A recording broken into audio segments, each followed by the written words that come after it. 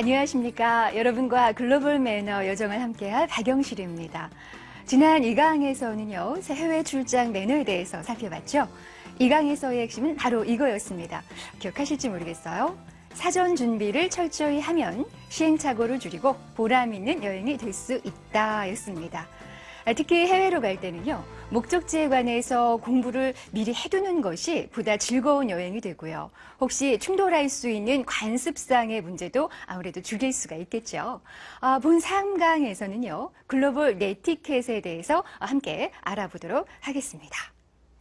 얼마 전 그 지상파에서 모 시인은 그 인터넷 용어를 자제할 필요성에 대해서 언급을 했는데요.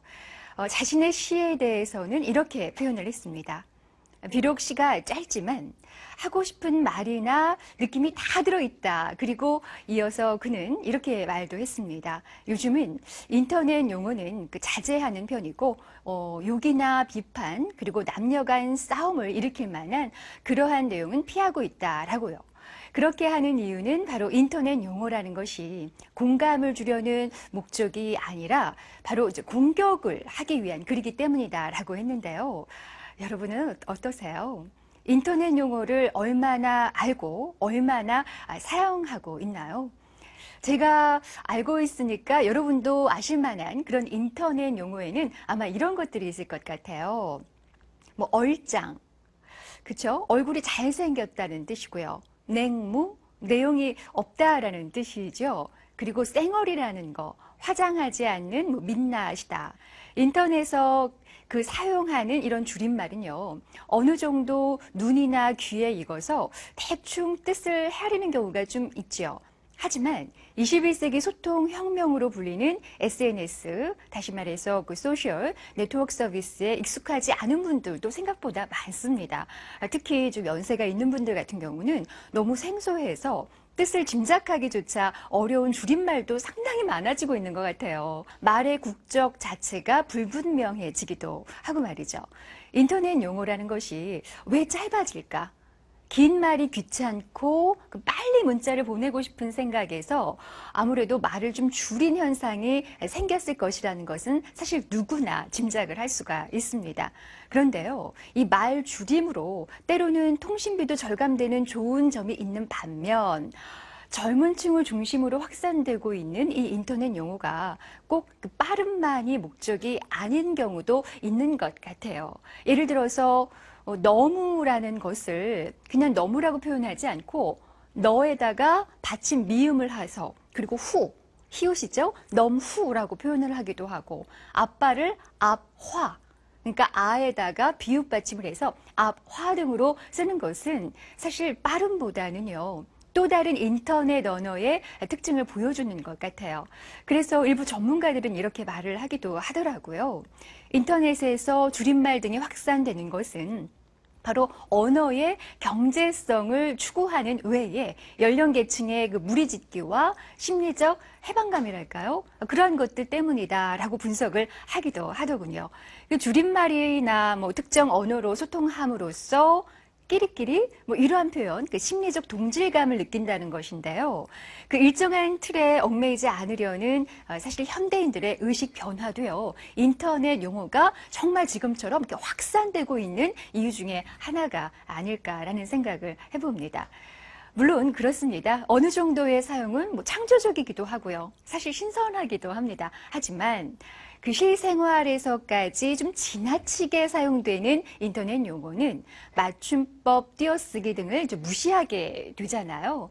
결국 국어의 파괴가 되기도 하고요. 또 그 용어를 모르는 상대와는 사실 괴리감을 좀 주기도 하거든요.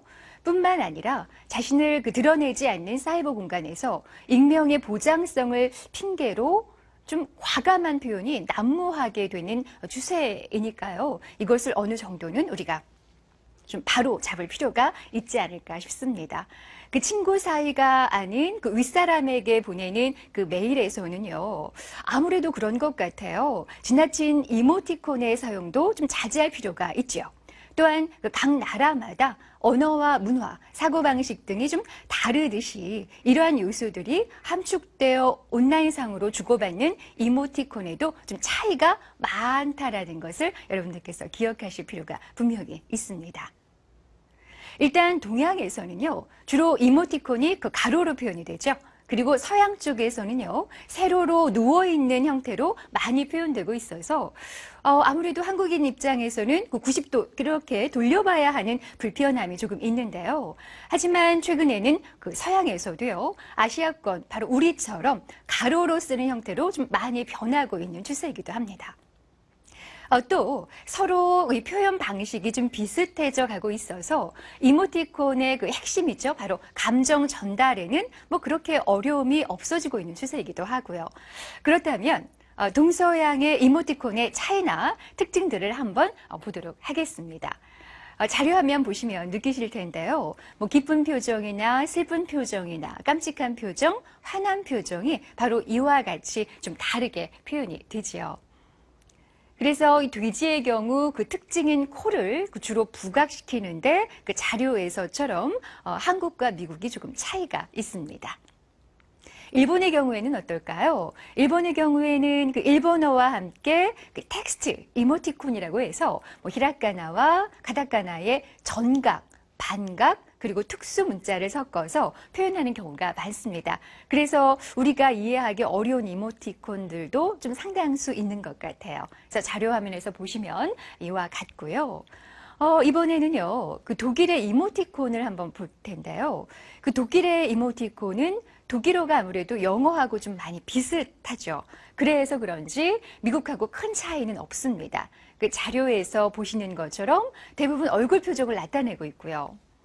이와 같이 이모티콘을 보면 일단 그 사람의 얼굴 표정이나 몸짓을 표현하는 경우에는요, 국경이 그 달라도 바디랭귀지처럼 좀 비슷비슷한 게 많은 것 같습니다. 그래서 이해하는데 크게 어려움은 없는데요. 하지만 영어 또는 그 나라만의 언어가 있는 경우 그에 따라서 자판의 배열이나 사고방식의 차이에 따라서 표현 방식의 차이도 있다는 거 아마 느끼실 거예요. 그래서 우리가 이해하기에 조금 어려움이 있음을 사실 여러분들은 여러 분 경험하셨죠.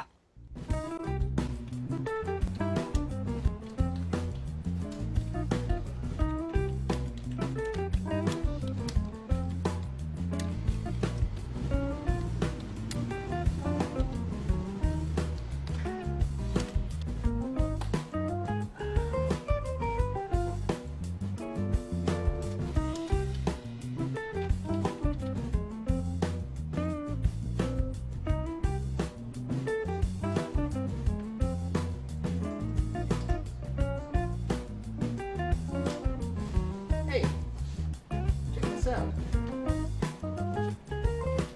This stuff. You ever seen anything like that before? What's that supposed to mean? Is that what this is? I don't know. I've never seen it before. 본격적으로 우리 네티켓의 의미에 대해서 한번 얘기를 좀 나눠보겠습니다. 여러분, 네티켓이 뭔가요? 한 번쯤 생각을 해보셨을 텐데요. 네티켓이라는 것은 네트워크와 에티켓의 합성어입니다. 전자우편을 보내거나 유즈넷 그룹에 글을 올릴 때요. 그리고 채팅이나 게임을 할 때 지켜야 될 상식적인 예절 같은 게 있잖아요. 그게 바로 네티켓입니다. 인터넷이 발달하면서 그 일상의 예절 못지않게 정말 중요하게 되었죠. 각 나라마다 이에 대해서 기준 마련이 정말 시급한 게 사실이에요. 그런데 1994년도에 미국의 그 플로리다 대학교의 버지니아 쉐어 교수가 있는데 그 교수가 제시한 것이 있습니다. 네티켓의 바로 핵심 원칙이라는 것이죠. 이것이 바로 세계적으로 좀 유명한데요. 그 10가지를 한번 보시면 자료에서 참고하시기 바랍니다. 인간임을 기억하라부터 쭉쭉쭉 10가지가 있지요. 그래서 보면은요, 우리나라에서는 그 2000년 6월 15일 정도입니다. 6월 15일에 그 정보통신윤리위원회에서 그 네티즌 윤리 강령을 선포했습니다. 그리고 2001년 초쯤이죠. 교육부가 그 정보통신 윤리교육 지침을 마련한 바 있고요. 이에 따라서 일부 중고등학교에서 네티켓에 대한 교육을 실시하자라고 해서 시작이 되었죠. 물론 기본 내용만 살펴보면은요, 그 게시판의 글은 이제 명확하고 간결하게 쓰자. 정말 중요한 거죠. 그리고 문법에 맞는 표현과 한글 맞춤에 맞춰서 사용하자. 그리고 남의 글에 대해서 지나친 반박은 삼가자. 전자우표는 그 자신의 신분을 미리 밝히고 편지를 보낸다. 아무래도 익명성이 보장이 되다 보니까 자신의 신분을 미리 밝히지 않고 하는 경우가 있는데요. 이것은 정말 예의에 어긋나는 일입니다. 자, 글로벌 네티켓을 한번 보면 네티켓은요, 법적 제재에 의존하는 그 타율적 해결보다는 네티즌 스스로 자율적으로 사이버 공간의 문제를 미리 방지하는 거 정말 중요하고요. 그리고 이성적으로 해결해 나가자는 그 적극적 의미를 가지고 있습니다. 그러면 조금 구체적으로 네티켓 10원칙의 1부터 10까지 좀 꼼꼼히 살펴보도록 할까요? 인간임을 기억하는 것, 이거 참 말이 어렵기도 하면서 쉽기도 한데요. 그 가상 공간에서요, 우리가 명심해야 할 가장 기본적인 태도는 상대방이 나와 같은 생각을 하고 있는 실제 인간이라는 점입니다. 많은 사람들이 인터넷상에서 대화할 때 단지 눈앞에 보여지는 컴퓨터 스크린을 통하잖아요. 그러니까 상대방이 인격을 가진 사람이라는 것을 간과하는 경우가 있죠. 또한 그 서로 대면하지 않고도 의사를 전달할 수 있다는 그 매체의 특성과 익명성은 때로는 그 사람들로 하여금 좀 뭐랄까요? 음란하고 무례한 행동을 유발하기도 하고 말이죠. 실생활에서는 행해질 수 없는 그런 부분까지도 허용될 것이라는 착각을 이제 불러일으킬 수도 있습니다. 따라서 그 통신상에서 글을 이제 게재하거나 메일을 띄울 때요, 나는 지금 그 사람의 얼굴을 맞이하고 하고 있는가라는 질문을 스스로에게 던져볼 필요도 있고요. 어떤 분은 그 컴퓨터 옆에다 거울을 이렇게 둔다고 하시더라고요. 그러면서 본인과 대화하는 것처럼 하는 마음을 가지면 그래도 좀 예의 있게 하게 된다라는 얘기를 하시던데 그것도 좋은 팁인 것 같습니다. 다시 말해서 그 본 원칙이요, 기본적으로 지향하는 바는 그런 것 같아요. 가상 공간에는 보이지 않는 실제 사람들이 존재한다라는 것을 명심해야 한다는 것입니다. 자, 그렇다면 두 번째는 뭘까요? 그 실제 생활에서 적용된 것처럼 똑같은 기준과 행동을 고수하자입니다. 그 실생활에서 대부분 사람들은 어떠한 처벌이나 혹은 적발의 두려움 때문에 그런대로 법을 좀 준수하게 되죠. 여러분도 그렇습니까? 가상 공간상에서는 근데 그게 잘 안 되는 것 같아요. 윤리 기준이나 인간적인 행동 규범의 적용을 좀 덜 받는다라고 생각을 하는 거죠. 그러니까 누가 나 안 본다라는 거죠. 이로 인해서 혼란은 좀 이해가 가기도 해요. 하지만 이러한 생각은요, 잘못된 것이라는 거 여러분들 누구보다 잘 알고 계시죠? 그 사이버 공간상에서의 행동 기준은요, 다소 차이가 있습니다. 하지만 그 실생활보다 적은 규제를 받는 것은 사실 아니에요. 만일 그 사이버 공간에서의 윤리적인 딜레마에 빠질 경우에 실생활에서 지켜지는 규범을 참고해서 그 적절한 해결책을 찾는 것, 이것이 무엇보다 중요합니다. 자, 세 번째가 뭔지 자료화면 보셨죠? 현재 자신이 어떤 곳에 접속해 있는지 알고 그곳 문화에 어울리게 행동하자입니다. 네티켓은요, 해당 영역마다 다양하다는 것을 알아야 합니다. 어떤 영역에서는 그 이성적으로 허용되는 것이 그 타 영역에서는 몹시 무례하다고 판단될 수도 사실 있거든요. 이처럼 그 서로 다른 영역에서는 네티켓이나 그 또한 그 다르기 때문에 당신이 어떤 곳에, 여러분이 어떤 곳에 접속해 있는지 아는 것은 매우 중요합니다. 따라서 그 가상 공간에 새롭게 참여하고자 할 때는요, 그 환경을 잘 파악해야 하고요. 채팅하는 것을 들어보거나 게재된 글을 읽어보는 등의 준비를 통해서 그곳에 속한 사람들이 이런 식으로 대화하는구나, 이렇게 생각을 하는구나 라는 것을 먼저 파악하고 나서 참여하는 것이 사실 좋습니다. 자, 네 번째는요, 다른 사람의 시간을 존중하라입니다. 메일을 보내거나 그 토론 그룹에 글을 띄울 때 여러분들은 어떻게 하세요? 다른 사람들의 시간에 대해서 충분한 배려가 정말 필요한데요. 다시 말해서 그 글을 읽게 되는 다른 사람들이 시간을 허비하지 않도록 하는 것은 글을 올리는 사람 각자의 책임이거든요. 그런데 정말 시간 투자해서 읽었는데 너무나 이거 정말 시간 허비했어, 낭비했어라는 느낌이 들게 하는 글을 올리는 경우가 사실 있지요. 지양하셔야 되고요. 특히 시간과 사이버 공간상에서의 모든 사람들이 그 통신 회선과 채널을 통해서요, 그 정보를 가져오는데 소요되는 용량, 그 대역폭이라고 보통 표현을 하던데 그것을 잘 감안해야 한다는 거죠. 따라서 어떠한 글을 올리기 전에요, 그 다른 사람들이 진정으로 그것을 알고 싶어 하는지 먼저 생각을 하셔야 하고요. 그리고 만일 다른 사람들이 원하지 않는 정보라면 그들의 시간을 빼앗지 않도록 주의해야 하는 거 기억하시기 바랍니다. 다섯 번째는요, 그 온라인상에 여러분 자신을 근사하게 만들어라입니다. 온라인상에서는요, 아무래도 익명성이라는 특성으로 인해서 그 여러분의 외향이나 행동보다는 그 사람이 쓴 글의 수준에 따라서 평가를 받게 되지요. 따라서 글의 내용에 주의를 좀 기울이시고요. 여러분이 무엇에 관해서 이야기하는가를 좀 명확하게 하는 것이 중요합니다. 단락별로 철자나 문법의 오류 없이 완벽하게 글을 쓰는 것은 가능하겠지만 아무리 그렇더라도요, 의미가 명확하지 않을 수가 있잖아요. 그렇지 않습니까? 따라서 여러분이 쓴 글을 좀 명확하고 논리적으로 만들려는 그런 노력을, 그래서 좀 꽤 멋져 보이게요. 또한 그 공격적인 언어의 그 사용을 좀 자제하고 기분 좋고 정중한 표현을 해야 하는 것, 이거 정말 중요합니다. 여섯 번째는요, 전문적인 지식을 공유하라입니다. 그 가상 공간의 힘은 그 바로 참여하는 네티즌의 숫자에 있죠. 그 온라인상에서 질문을 하면 그 수많은 지식을 보유한 사람들이 그 질문을 읽게 됩니다. 그렇죠? 그리고 그들 중에 일부만이 그 재치 있는 답변을 하게 되더라도 그 세계의 지식을 모두 모아놓은 듯한 효과를 가져오잖아요. 여러분도 많이 느끼시죠? 그래서 아무리 내가 아는 무언가를 공유하고자 할 때 뭔가 남에게 큰 도움이 되지 않을 것이라고 두려워하실 필요는 사실 없습니다. 특히 내가 질문한 것에 대해서 결과를 공유하는 것은 그 예의 바른 일이니까요.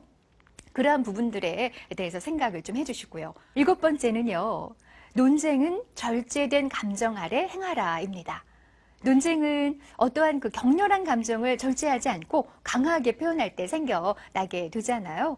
그 논쟁은 오랜 동안 지속되어서 정말 그런 것 같아요. 관행이기도 하고 많은 흥미를 유발시킬 수 있는 요소고요. 네티켓에서는 이를 허용하고 있는데 그래도 논쟁을 지속시키는 것을 금하고 있으니까 그 부분 좀 신경 쓰셨으면 좋겠습니다. 논쟁의 시작 단계에서는 많은 사람들의 흥미를 끌 수 있지만 격렬한 논쟁이 아무래도 지속되는 경우에는 이에 끼어들고 싶지 않은 사람들이 그 실증을 내게 되거든요. 따라서 지속적인 논쟁은 그 토론 그룹의 분위기를 지배하거나 아무래도 그룹원 간에 좀 우애를 깨뜨릴 수 있으니까 유의하시기 바랍니다. 여덟 번째인데요, 다른 사람의 사생활을 존중하라입니다. 아무리 그 가상 공간상에서 이루어지는 그 부분이지만 다른 사람의 사생활을 존중하는 그런 마음이 없다는 것은 단지 나쁜 그 네티켓에서 그치는 것은 아닌 것 같아요. 그것은 그 또한 여러분 일에도 피해를 주게 되고요. 전자우편을 비롯해서 그 상대방의 정보를 훔쳐보거나 허가 없이 복사해서 배포하는 경우 있잖아요. 양심 없는 행동인 거 다 아시죠? 타인의 사적인 영역을 함부로 침범해서는 안 된다. 기억하셨으면 좋겠습니다. 아홉 번째는 여러분의 권력을 남용하지 말자입니다. 그 사이버 공간에서 어떤 사람들은요, 다른 사람들보다 더 많은 권한을 가지는 것처럼 보이는데요. 그 다른 사람들이 좀 더 잘 안다거나 그들이 하는 일보다 더 많은 지식을 소유한다고 해서 그들이 이용할 수 있는 권리를 주는 것은 아니니까요. 이를 남용해서는 안 됩니다. 열 번째는 그 다른 사람의 실수를 용서하자입니다. 말이 쉽지 사실 쉬운 건 아닌데요. 누구나 처음에는 인터넷 초보자였습니다. 저도 그렇고 여러분도 그렇죠. 따라서 누군가 실수를 할 때가 있을 텐데요. 그럴 때는 그것에 관해서 좀 친절을, 여유를 베풀 줄 알아야 합니다. 만일 그것이 아주 사소한 실수라면 그냥 넘기도록 하고요. 비록 그것이 크다고 느껴질지라도 좀 정중하게 그것을 지적하시는 것이 필요합니다. 타인의 실수를 지적함에 있어서도 신중하게 다시 한번 생각하도록 하시고요. 공개적이 아닌 개인적인 메일을 먼저 보내서 얘기를 하시는 것이 순서입니다. 또한 의심이 가는 분들에 대해서 그런 부분들이 사실 있을 수 있는데 그것에 대해서는 그들이 단지 더 좋은 그 무언가를 알지 못했다고 가정하고 좀 좋게 해석할 수 있는 여유 우리 좀 가져보도록 하죠. 여러분 TPO 다 아시죠? T, time, P, place, O, occasion이죠. 바로 시간과 장소 그리고 상황에 맞는 격 있는 네티켓이 그 사람의 인격을 높여준다는 사실 여러분들 정말 기억을 하셨으면 좋겠습니다. 정말 중요하거든요. 영역별 네티켓도 마찬가지입니다. 그 이메일 사용 네티켓에서 여러분들 날마다 메일을 체크하고 중요하지 않은 메일은 즉시 지우는 거 이것도 상당히 중요합니다. 그리고 수신한 메일을 발신자의 허가 없이 메일링 리스트나 유즈넷에 재전송하는 경우가 있지요. 이건 상당히 결례입니다. 우리가 몰라서 못하는 건 배우면 돼요. 그런데 알면서도 그렇게 하는 건 문제입니다. 자신의 비밀번호를 타인에게 절대 공개해서는 안 되는 거 다 아시죠? 그리고 메일을 보내기 전에 그 주소가 올바른지 다시 한번 확인하시는 거 필요한 절차고요. 그 답변을 하실 때요. 상대방의 의견을 직접 인용해서 본문 내에 넣는 것은 삼가하셔야 합니다. 그리고 그 동의합니다라고 하는 그 한 줄 정도의 그 글로 간결하게 회신하시는 거 필요하지요. 제목은요, 메시지 내용을 함축해서 간략하게 써야 합니다. 그런데 이 제목이 내용과는 전혀 상관없는 경우가 있어요. 그것 여러분들 지양하셔야 하고요. 가능한 메시지 끝에 여러분들 그 시그니처 바로 성명이나 직위나 단체명이나 메일 주소나 전화번호 등을 포함시켜서 4줄을 넘지 않도록 하는 것이 기본 네티켓입니다. 그리고 메일로 타인에 대해서 말할 때는요, 정중함을 지켜야 하는데 메일은 쉽게 전파될 수 있기 때문이죠. 그 타인에게 피해를 주는 언어, 예를 들어서 뭐 비방이나 욕설이나 이런 거 각별히 유의하셔야 되는 건 뭐 기본 중에 기본이고요. 그 행운의 편지나 메일 폭탄 등에 절대 말려들지 말아야 합니다. 물론 행운의 편지 좋은 의도로 보내는 경우가 있어요. 행운을 좀 받기를 바라는 그런 의미로 하시는 경우가 있는데 저도 어제 행운의 편지를 받았습니다. 20통을 전달하지 않으면 뭐 불행이 온다라는 그 어느 정도의 또 협박성인 것 같은 느낌이 들어서 썩 유쾌하진 않더라고요. 말머리 제도를 이용을 하는 것도 중요합니다. 예를 들어서 긴급이라든가 제한이라든가 아니면 그렇게 중요한 거 아니면 잡담이라는 표현, 말머리 제도를 이용을 하시면 정말 급한 시간이 없는 분들 같은 경우는 긴급부터 읽고 그 다음에 제한 읽고 시간 여유 있을 때 편한 마음으로 잡담이라고 써 있는 것을 유쾌하게 읽을 수 있는 거니까 이런 말머리 제도 여러분들 활용하셨으면 좋겠고요. 선정적이거나 그러한 제목을 무턱대고 써서는 안 된다는 거 여러분들 기억하셨으면 좋겠습니다. 채팅 에티켓 한번 볼까요? 그 마주보고 이야기하는 마음가짐으로 임하는 것이 정말 중요합니다. 만나고 헤어질 때 이제 인사하는 거 있지요. 채팅에서도 마찬가지입니다. 그리고 대화방에 처음 들어가면 지금까지 진행된 그 대화의 내용과 분위기를 어느 정도 경청하는 것이 좋습니다. 한참 축구 얘기를 하고 있는데 중간에 대화방에 들어가서 야구 얘기를 한다. 그럼 그 이전에 축구 얘기를 했던 사람들의 그 맥을 딱 끊어놓는 그런 격이 되니까 좋지 않겠죠. 그리고 엔터키를 치기 전에 한 번 더 생각을 하셔야 합니다. 엔터를 딱 친 다음에 다시 돌이킬 수가 없거든요. 다시 말해서 다른 사람이 여러분을 느끼고 평가하는 것은 오로지 여러분이 타이핑하고 있는 글자에 따른다는 것을 명심하셔야 합니다. 동시에 몇 사람과 이야기할 때는요, 상대방을 혼동하지 않도록 조심해야 하고요. 지극히 개인적인 그러한 논조는 좀 피하는 것이 중요합니다. 동시에 여러분하고 얘기를 하다 보니까 상대방을 혼동해서 정말 상대방이 이해할 수 없는 얘기를 하는 경우가 있지요. 정말 유의하셔야 하고요.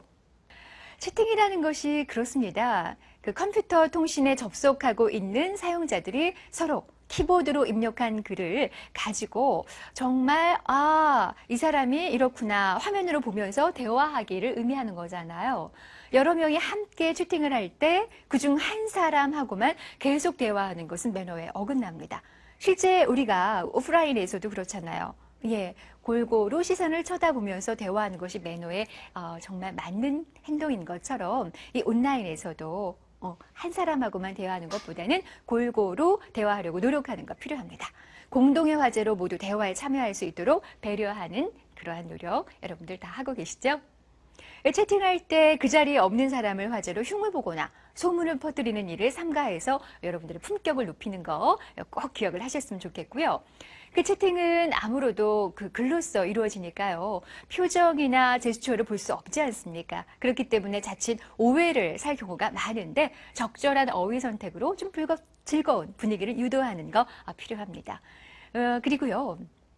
사적인 관계가 아닌 경우에는요, 이모티콘, 아까도 제가 말씀을 드렸습니다만, 너무 남발해서 자신의 이미지를 너무 낮추지 않도록 신경 써주시고, 채팅을 할 때 개인적인 질문이나 신체적인 질문을 함으로써 상대방을 좀 당황하게 하지 않는 것, 이거 중요합니다. 질문을 할 때는요, 본인이 먼저 자신의 이야기를 한 후에 질문하는 것이 순서입니다. 예를 한번 들어볼까요? 안녕하세요. 저는 방송통신대에 다니고 있는 박영실입니다. 예를 들어서 신성철님은 어떤 일을 하시는지 궁금합니다. 대화실을 나갈 때는 즐거운 대화를 나눈 데 대한 감사 표시를 하고 인사한 후에 다른 사람들의 인사를 받고 나가는 것이 매너겠지요. 자, 그러면 웹문서 작성 시의 네티켓을 한번 알아볼까요? 그 문서상에 그 큰 그래픽 이미지를 넣지 않습니다. 너무 큰 그래픽을 넣으면은요, 그걸 딱 열어봤을 때 휑하고 너무 커다랗게, 얼굴을 넣었는데 너무 큰 화면이어서 눈만 보이는 경우 깜짝 놀랄 수 있지요. 불가피하게 넣어야 할 경우에는요, 그림명과 그 사이즈를 표시하셔야 합니다. 이를 선택할 경우만 볼 수 있도록 하는 것이 매너입니다. 그리고 비디오나 오디오 파일을 포함시킬 경우에요. 파일 크기를 미리 알려서 그 사용자가 미리 다운로드 시간을 추측할 수 있도록 배려하는 것. 이거 정말 센스 있는 사람들이 하는 기본적인 매너입니다. 그리고 URL은 표준 표기를 따르도록 하고요. 자주 바꾼 것은 좀 삼가하셔야겠죠. 그리고 HTML 문서 하단에 작성자의 이메일 주소를 넣어서요. 사용자와 대화의 창을 열어두는 것이 네티켓입니다. 그 문서라는 것이 최소한 일주일에 한 번 이상은 갱신이 되어야 하고요. 항상 그 최신 수정일은 문서 내에 포함시켜서요. 그 문서가 계속 운영되고 있는 것을 알려주는 것이 좋습니다. 여러분 고유한 저작물에 대해서는 어떻게 하세요? 상표나 저작권을 반드시 기재하셔야 합니다. 사용자가 원하는 정보에 접근하기 위해서 너무나 많은 화면을 거치게 하는 경우가 있는데 이것도 상대방을 무척 번거롭게 하는 거죠. 매너 없는 행동이니까 거치지 않도록 여러분들께서 좀 신경 쓰시면 좋겠습니다. 게시판 네티켓은요, 게시판의 글은 명확하고 간결하게 쓰는 것이 정말 중요하고요. 게시물의 내용을 잘 설명할 수 있는 알맞은 제목 사용하는 거 제가 계속 강조드리고 있죠. 중요하기 때문입니다. 문법에 맞는 표현과 올바른 맞춤법을 사용하는 것, 다른 사람이 올린 글에 대해서 지나치게 반박하는 것을 삼가하는 것 중요하겠죠. 그리고 사실로 확인되지 않은 내용은 올리지 않습니다. 예를 들어서 찌라시에 의하면 이러이러하더라 라는 거 정말 격을 낮추는 거니까 여러분들의 품격을 높이고 싶다면 그런 사실로 확인되지 않은 내용 올리지 않으시는 게 좋겠고요. 자기의 생각만을 고집함으로써 그 상대방에게 불쾌감 주지 않도록 배려하는 거 정말 중요합니다. 그리고 공개 자료실 에티켓은요. 상업용 소프트웨어 올리지 않습니다. 음란물 올리지 않지요. 공개용 소프트웨어를 올리기 전에 반드시 바이러스 감염 여부 점검하시고 난 후에 올리시는 거 기억하시기 바랍니다. 그 유익한 프로그램이나 그 자료를 받았을 때요. 그 자료를 올린 사람에게 감사의 편지 여러분들 또는 편지까지는 아니어도 고맙다라는 말 한마디 하시나요? 하시는 게 좋겠죠.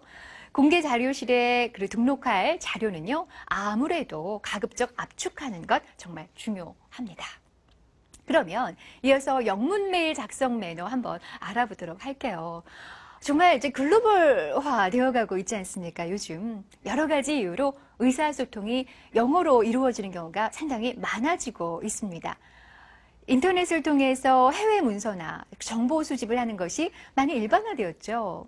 그 영어 기반의 커뮤니케이션은 사실 사내 해외 그 관련 담당자뿐만은 아닌 것 같습니다. 모든 직장인의 중요한 요소가 되어가고 있어서 좀 스트레스 많이 받으시는 경우 있잖아요. 그 수많은 기업이 글로벌화가 이제 되어가면서 최근 직장인들 사이에서는요, 가장 중요하게 여겨지는 것이 바로 이제 영문 메일 작성법인 것 같아요. 우리가 한국어를 잘한다고 해서, 우리나라 말을 잘한다고 해서 이메일을 잘 쓰는 것은 아니지 않습니까? 마찬가지예요. 영어를 잘하지 못한다고 해서 영어로 이메일 작성을 하지 못하는 것은 사실 아닙니다. 그 영어로 작성한 비즈니스 업무 이메일이 좀 좋은 인상을 남길 수 있다면 얼마나 좋겠어요. 그럴 수 있는 방법을 한번 살펴보도록 하겠습니다. 우선 첫 번째인데요.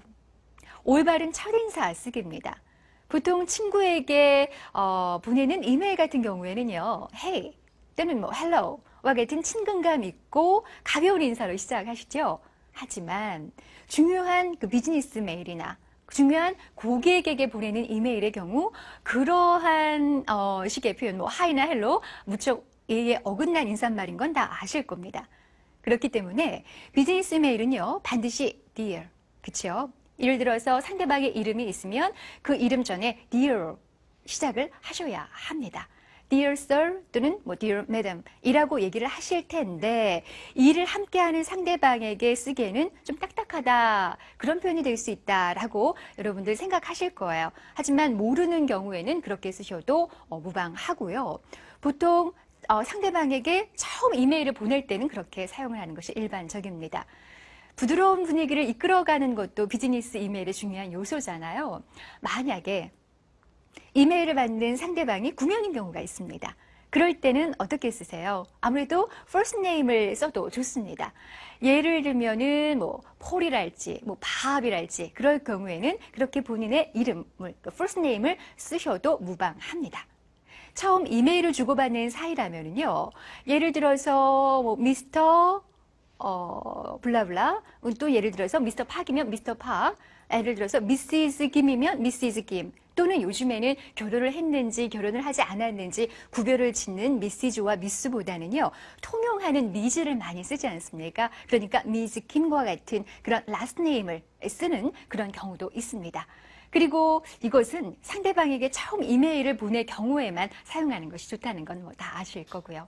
상대방과 친한 사이라면은요, 뭐 간단히 인사말을 뭐 hope things are well with you 라든지 hope you had a nice weekend 라고 간단한 인사말을 적어주는 것도 아주 좋은 방법이겠죠. 자기소개는 여러분들 어떻게 하세요? 비즈니스 영어 메일을 쓸 때 상대방이 자신을 모른다면 자신이 누구인지 그리고 회사와 소속을 이야기해 주죠.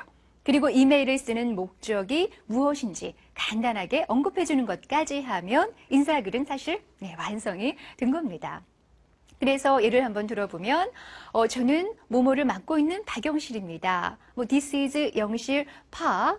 그리고 나서 어떻게 해야 될지 좀 고민을 하시는 분들이 계시는데 바로 뭐뭐를 맡고 있는 and I'm in charge of라고 보통 많이 하시잖아요. 그걸 쓰시면 되고요. 자, 그러면 이제 인사말이 끝났습니다. 앞에 소개에서 말했던 목적을 좀 더 상세하게 이야기하는 것이 필요하겠죠. 자료 요청이랄지 문의랄지 주문 그리고 문제점을 제기한다, 이러한 것 등에 본인이 목적했던 내용을 아무래도 한 단락으로 잘 정리해서 작성하는 것이 상당히 중요합니다. 그럼 세 번째, 바로 목적은 분명하게 요건은 간단 명료하게 하는 것, 어떻게 하면 될지 한번 알아볼까요?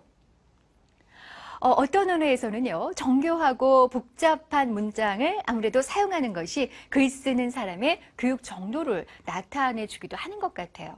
하지만 영어 이메일은요, 그 분명하고 간략하게 정리해서 쓰는 것이 중요합니다. 다시 말해서 단순한 영어 번역이 아니라 이메일을 받는 상대방과의 그 관계, 이메일을 쓰는 목적이 좀 명확하고요, 간결하게 전달되어야 한다는 것이죠. 그 첫 번째 문단에는 글을 쓰는 목적을 명확하게 밝히시고요. 주된 문단에 적절한 그 시작 문장과 함께 본인의 의견을 정확하게 밝히셔야 합니다. 그리고 좀 이렇게 정교하고 깔끔하게 정리된 메일을 보면 이런 걸 많이 쓰는 것 같아요. 예를 들어서 first, second, next, finally와 같은 그러한 표현을 쓰면 저도 그렇지 않습니까? 첫 번째, 두 번째, 세 번째, 마지막으로 이렇게 얘기를 하면 글이 일목요연하게 와, 정리됐다 이런 느낌 드시죠? 바로 그런 거와 같습니다. 그 이메일의 요점을 잘 파악하도록 하는 것이 효과적이라는 거 기억하셨으면 좋겠고요. 네 번째는 아무래도 이메일 목적에 따라서 자료에서 보시는 바와 같이 영어 표현들을 좀 적절하게 활용을 하시면 좋을 것 같습니다. 다섯 번째는요, 바로 공손한 표현을 쓰기인데요. 그 비즈니스 이메일에서는 공손한 태도로 써야 하는지, 아니면 항의 메일인지, 서술형인지, 내용 중에 그 일부를 첨부 파일로 보내는지에 따라서 아무래도 많이 달라져요. 이메일의 단어도 그렇고, 문장도 그렇고, 구조와 톤 스타일이 많이 달라져야 합니다. 그러면 첫 번째 팁을 하나 좀 드려보면, 뭐 구직을 위한 이메일이든지, 주문한 가방에 운송 비용 할인을 요청하는 등 뭐 그러한 식의 이메일이든지 무엇을 요청하기 위한 이메일에서는요, 명백한 목적과 태도는 좋습니다. 하지만 I want, I like 와 같은 요구는 아무래도 좀 너무 직접적으로 표현하는, 너무 요구하는 듯한 그런 느낌이 들어요. 그러니까 I want 대신에 I would like to 라는 이러한 표현을 좀 하시는 것, 이런 것이 상당히 필요합니다. 그렇게 함으로써 공손함과 존중을 좀 드러내는 표현이니까 어떠한 제안을 하거나 아이디어를 이야기할 때 뭐 보통은 뭐 I'm interested in 하면서 블라블라블라 하고 그런 표현을 많이 하시잖아요. 예, 그것도 좋습니다.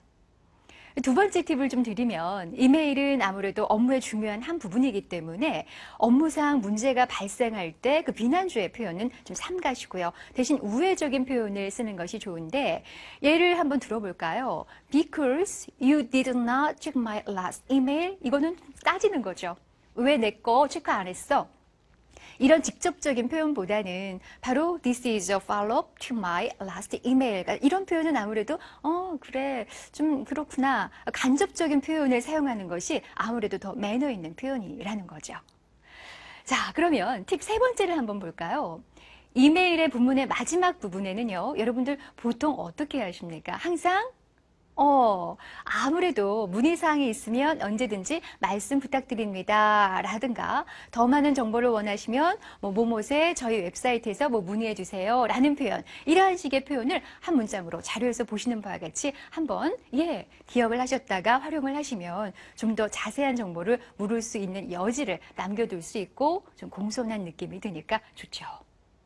여섯 번째입니다. 필요할 때 연락 요청은요, 자료 화면과 같은 표현을 좀 적절하게 잘 여러분들께서 활용을 하시면 좋겠습니다. 자, 이렇게 메일을 쓰는 목적까지 표현을 잘 하셨다면 이제는 마무리 단계입니다. 자, 마무리. 좋은 인상을 남기는 끝맺음 쓰기 정말 중요한데요. 많은 분들이 좀 헷갈려하는 부분이 바로 그 sincere나 best regards 같은 이러한 표현 중에 어떤 것을 써야 될지 고민하시는 분이 생각보다 많습니다. 그 형식적인 순서대로 나열하면 자료에서 보시는 바와 같습니다. 상사 같은 경우 뭐 sincerely, 그렇죠? 그리고 truly yours 뭐 등등을 쓰고요. 상사나 동료나 부하 직원 같은 경우는 뭐 예를 들어서 regards도 쓰고 your best, 예를 들면 뭐 regards 이러한 표현을 같이 쓰기도 합니다. 그리고 이제 여러분들 마지막으로 뭐 thank you나 I'm looking forward to your reply 이러한 것들 뭐 표현 많이 하시잖아요. 이런 것들로 인해서 이제 이메일을 마치면 읽는 사람으로 하여금 이 사람 그렇구나, 괜찮구나 라는 좋은 인상 남길 수가 있지요. 자, 그러면 영문 서신 매너를 좀 알아볼게요. 영문 서신 매너. 컴퓨터와 그 통신의 발달에 따라서 이제 편지는 더 좋아하시는 것 같아요. 많은 분들이 아무래도 그 향수를 불러 일으키잖아요. 편지 받아본 지 뭐 오래됐어. 이런 얘기를 많이 하시는데요.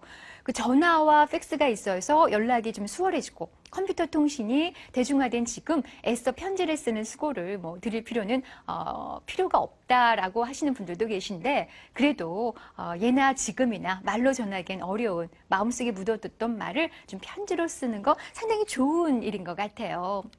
자, 그러면 이 편지에서 가장 중요한 거는요, 개인적인 내용은 삼간다입니다. 개인적인 내용은 뭘 삼가는? 엽서를 피한다입니다. 엽서의 개인적인 내용, 이것은 다른 분도 많이 보세요라는 것 같죠.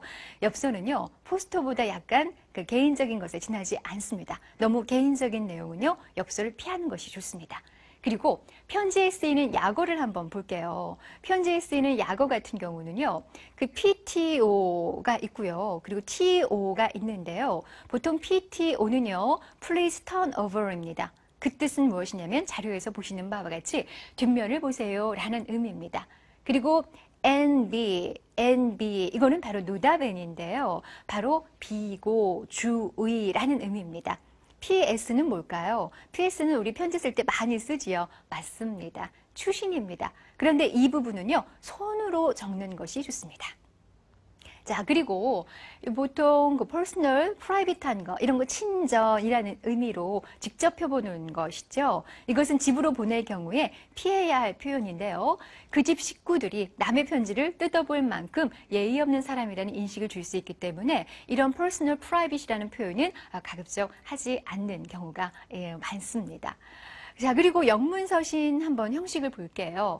발신인의 주소와 날짜. 그 발신인의 주소와 날짜 표기는요, 첫 페이지 상단 우측에 넣습니다. 그리고 날짜는 어떻게 하세요? 반드시 전체를 쓰죠.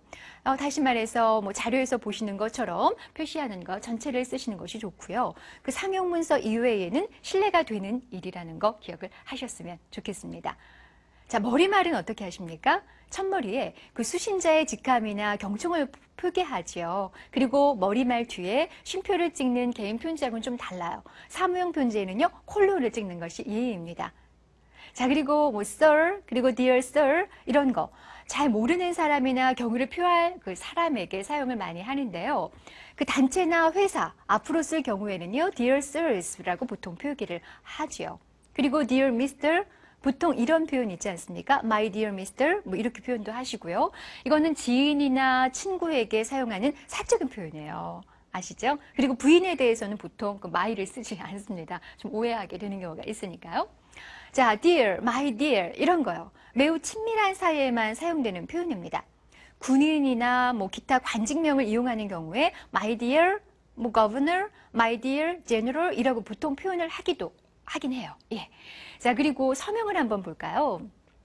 서명은 그 자신의 손으로 직접 적는 것입니다. 그래서 그 편지에 대해서 모든 책임을 지겠다라는 그런 의미가 내포되어 있지요. 자신의 성명 그 전부를 적거나 본명만 적는 것이 이제 보통 방식인데요. 그 법률상의 문서나 정식 문서인 경우 그 성명 전체를 적어야 합니다. 그리고 본명은요, 약자로 하고 성으로 보통 서명을 하죠. 그 서명에는 경칭을 약자로 해서 붙이지는 않습니다. 그리고 자신의 성명을 모두 적든가 본명을 약자로 하고 뭐 성만 적든가 하면 돼요, 사실. 그런데 서명 밑에는 반드시 그 타이프로 성명 전체를 표기하는 것이 기본 매너입니다. 그리고 미국 공문서 같은 경우는 어떻게 하세요? 그 서명서식 서명 밑에 반드시 관직명 표기해서 그 다음 이제 콤마로 보통 사용치 않도록 하는 거 아시죠? 자, 수신인의 주소, 성명, 그 수신자에 대한 그 경칭이나 이름이나 직책 같은 거 이런 것은 그 첫 페이지 왼쪽 아래에 적는 것이 원칙인데요. 상호문서에서는 왼쪽 상단에 적기도 해요. 오른쪽의 날짜보다 조금 내려온 위치가 사실 좋습니다. 겉봉은 어떻게 하세요? 이름과 주소를 적는데 발신인과 수신인 모두를 앞면에 적는 것이 좋습니다. 수신인의 그 주소를 보통 이제 가운데에 하고요. 발신인의 주소를 보통 왼쪽 상단에 적도록 하는 거 다들 기억하시죠? 자, 그러면 글로벌 네티켓에 대해서 서신 요령을 좀 정리해 볼까요? 여러분들 다 기억하십니까? 어떠세요? 네, 그렇죠. 자, 첫 번째, 상대의 적합한 경칭, 호칭을 사용하자. 두 번째, 서도 인사인 머릿말에 좋은 표현을 좀 알아보자. 그리고 세 번째, 결어 인사 문구, 그쵸? 그런 거 알아봤습니다. 뭐 sincerely, 그쵸? 그리고 네 번째, 정확한 문장 구두법 사용 알아봤습니다. 다섯 번째, 너무 길고 지루하지 않은 적당한 길의 메시지 전달이 중요하다라고 말씀을 드렸죠. 여섯 번째, 상대방의 바른 직함을 확인하자. 직함 변경 가능성에 대해서 유의하자. 일곱 번째는 편지의 종이. 봉투 이런 것이 적합한 용도의 것인지를 한번 확인하자. 8번째, 서명란을 포함해서 편지 용지에 알맞게 문장을 작성하자입니다. 자, 어떠세요? 여러분들 뭐 다들 알고 계신 내용인데 실제 생활에서 잘 응용이 안 됐을 뿐이죠. 네, 저도 그렇게 생각합니다. 바로 이런 결과가 바로 인터넷 용어의 그 지나친 활용을 더 우려하게 만든다고 할 수 있습니다. 그렇기 때문에 적절한 선을 지키는 것이 무엇보다 중요하다는 거죠. 또한 여러분들 제가 계속 강조드리고 있죠. 네티켓은요, 제2의 얼굴입니다. 바로 인격이라고 할 수가 있습니다. 상대를 배려하는 마음을 바탕으로 해서 기본적인 법칙을 익히면서 영문 이메일 쓰는 연습을 하다 보면 분명 노하우를 터득하실 수 있을 거고요. 영어 이메일 작성에 있어서 가장 중요한 것은 목적 중심의 간결함, 예의와 격식, 그리고 부드러운 분위기와 감사의 표현이라는 사실 다 알고 계시죠? 이것을 기억하시면 좋겠습니다. 자, 그럼 제3강을 마무리하고요. 제4강 글로벌 선물 매너 편에서 다시 인사드릴게요. 고맙습니다.